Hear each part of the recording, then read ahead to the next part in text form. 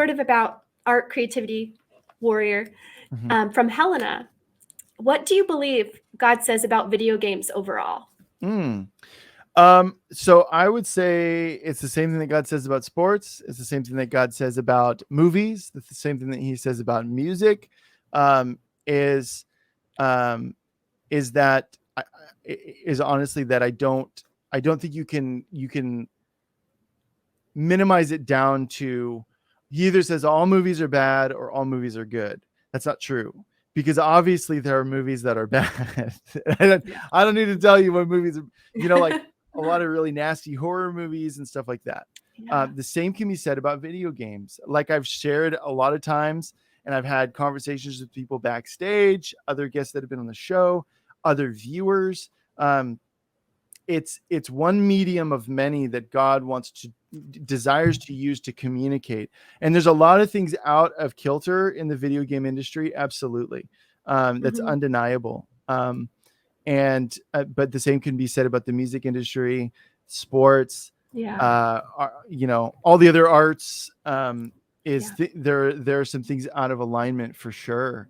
But I will say that I think the gaming community largely is very misunderstood.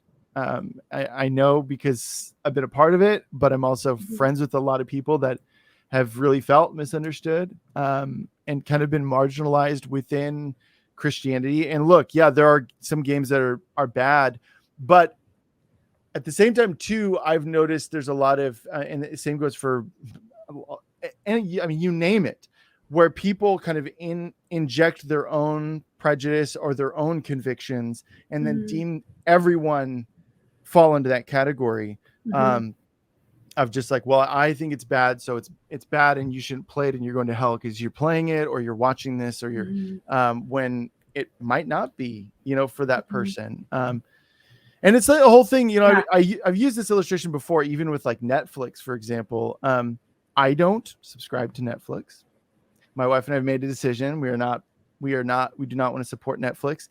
However, if someone does and they're a Christian and they don't have a conviction about it, are they less holy than me? Because I have a conviction about Netflix and I don't want to watch it. No, they're not more holy than me, or I'm not more holy than them.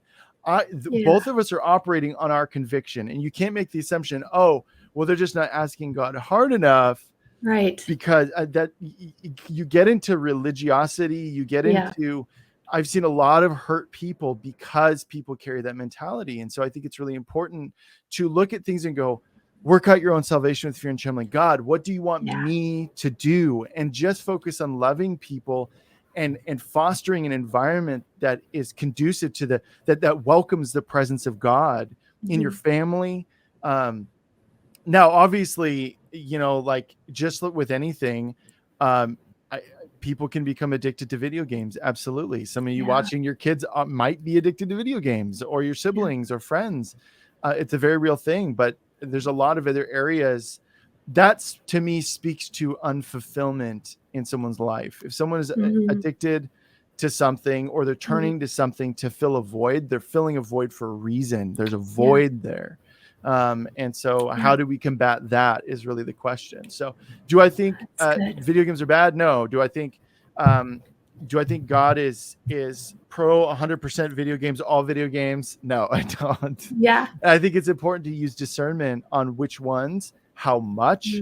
Those are questions that are I've gone through seasons where Laura and I didn't really play video games at all. And then some other seasons where we're like video gaming it up on a Saturday night, so yeah, hopefully that answers the question.